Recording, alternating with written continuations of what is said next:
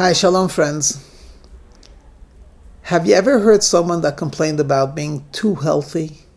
Oh, I feel terrible today. I just feel so healthy. I mean, we could complain about just about anything, but I've never heard anyone complain about being healthy. How about a person who's highly intelligent? Oh, I wish I wasn't so smart. I've never heard that either. And yet, we all know that what is euphemistically called too much of a good thing can sometimes be quite harmful. This I did hear many times, where someone might make a comment, that guy, he's too smart for his own good. Or someone that has ambition. We all need ambition to get ahead, and yet some people, he's much too ambitious, he's ruthless. And of course, to a certain extent, there's a tension between using the assets and gifts that we have to use it judiciously, intelligently, and in moderation. So when is too much? Too much. I read a charming story about a very great genius. This takes us back to 1850 or 1845. His name was Rabbi Ahron of Sachachav, and he was a child prodigy, a genius. Already at the age of 7 or 8, he was a Talmudic scholar. And of course, his father was tremendously proud of him. His father himself was the rabbi of Biala, and would spend hours studying with his young son, the genius, the prodigy. The father had a master, a Hasidic leader called Rabbi Menachem Mendel of Kotsk, and many times would bring the son to Rabbi Menachem Mendel, and would often also talk with the Rebbe about his son.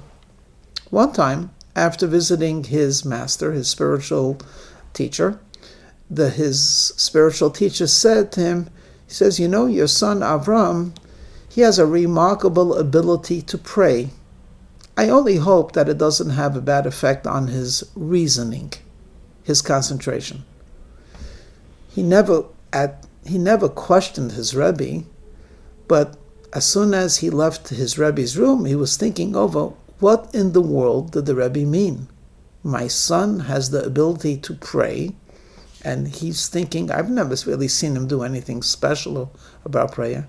And even if he is talented in prayer, what kind of an effect could it have on his concentration? So he figured, my son is a genius, a prodigy. Let me ask him, maybe he could decipher this riddle. He goes over to the son and he says, I spoke about you to the Rebbe, and this was the Rebbe's comment. Can you figure out what the Rebbe meant? And it didn't take long. He said, yes, as a matter of fact, I know what the Rebbe's thinking about. He said, I will tell you, Father. For my 7th birthday, you bought me a watch. Now, it's not like today where everyone has a wristwatch. Oh, it was an investment. And I love this watch because I'm very disciplined. And I know that when this and this time comes, I'm supposed to change my subject. And essentially, my time management is based on looking at the clock that it should efficiently tell me where and what to study. One day, I'm studying, and I glance at the watch, and it says it's still the time for study. And as I'm continuing studying the subject, somehow it seems to me that I should have ended the subject and started a different one. But I looked at the watch, and there was no movement, and I realized that the watch had stopped. Now, this is a gift. We don't have money to fix it. And I was horrified. Without my watch, my whole schedule will be thrown off kilter. So I did what a good Jew should do. I picked myself up, I closed the holy book, and I went to the corner, and I began to pray. I said, Dear God, please, I have a watch. The watch is helping me have an order and to make a system. And without my watch, I feel that I'm not going to be able to serve you properly. Please, Hashem, make the watch work again. I go back to the table, I open up the book, I glance at the watch, and guess what? I see movement. And I realize that my simple prayer was not only heard and accepted, but answered in a beautiful way. So that night, I thought it over and I said to myself, if God is not only listening to my prayers, but answering it in an overt way, maybe I should use it for other things. And sure enough, the following day, I was studying something very complex. And though it is told of me that my mind is brilliant and sharp, I couldn't figure it out. It was just seemed to be too difficult. And there were too many statements that seemed to contradict what I was trying to come up with. And then I remembered prayer. So what I did was, I covered up the book, and I went to the corner, and I began to pray, Dear God, I want to understand your Torah, but I can't. I don't understand it. Please give me illumination. I sat down, I opened up the book, and presto, it all became resolved. And when this happened, I began to use it quite often. I would study. When I was stymied by a question, I would simply get up and pray and ask Hashem to give me illumination. And as of now, it has always worked. That's what the Rebbe meant. Your son, meaning me, has a remarkable ability to pray. But I'm concerned that if I use prayer instead of study, I will really not expand my horizons. Because though I'm capable of understanding it on my own, I'm just going to take the easier path and ask Hashem to give me this understanding.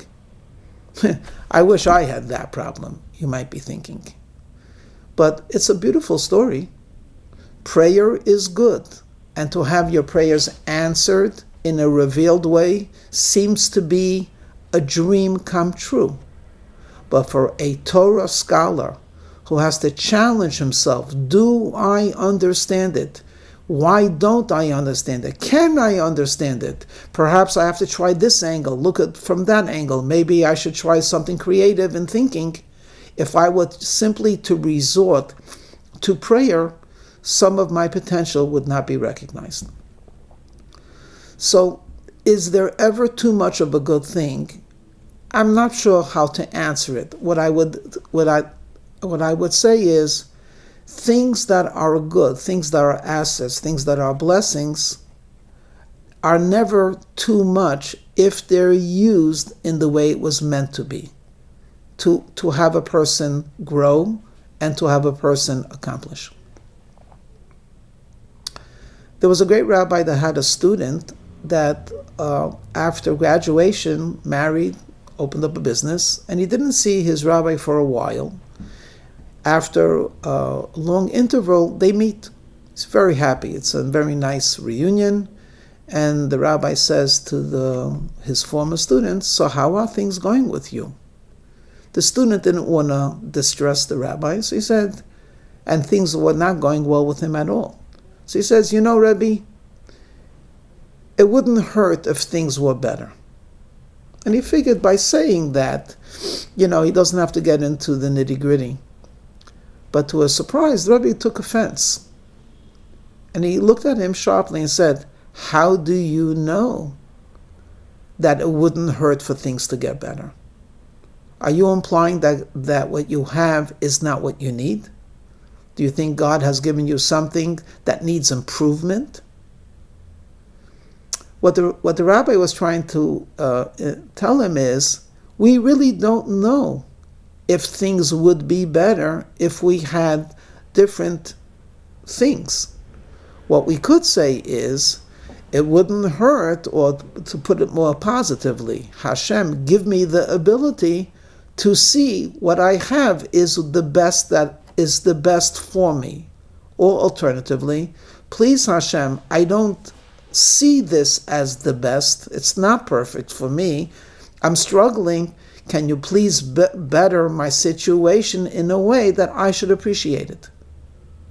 But you really can't say that what's happening is not good, or it wouldn't hurt if it were to be better, because we really don't know. There are people that are blessed with many wonderful things and do not have a better quality of life. I'll end off with one more story of a man who was blessed with riches. And in a environment where most of the Jews were very, very limited in their finances. Most were literally day-to-day struggles. This man was literally hounded. When he went to the synagogue, when he went home, during dinner, there were knocks. Everyone had an emergency. They were all legitimate. But this man really had very little free time. I mean, it was almost as if he was cursed. People kept on badgering him. And it's not that he wasn't generous. He was incredibly generous and incredibly kind. And he was not rewarded by people giving him his space. On the contrary, it was like, you need some help, so-and-so, he's such a kind person. So finally he went over to one of the great people of Israel and he said, I don't understand. Why am I suffering so much? So the rabbi explained to him, and he said, every person has to go through a certain amount of what you would call suffering or refinement. He says, there's someone just like you, but on the other economic spectrum. He has no money. He's always running around borrowing money. He's also always running away from the people that he borrowed because he can't pay back. In addition to which, he inherited some trouble from his father, so the government is looking for him. So wherever he goes, he feels like he's marked. Either he's looking for someone or running away from someone. Is he any different than you? But yes, he is different than you. You're being marked by people because of what you possess. And he, unfortunately, is suffering from what he does not have. But in actual time management or in freedom to do what they want, you're both very similar. Which one would you choose? Obviously, the answer is I would much rather be bothered by people asking me for money and because I have the capability of giving it, than to be in the other person's shoes to have to ask. Much better to be a giver than a receiver. It's much more pleasant.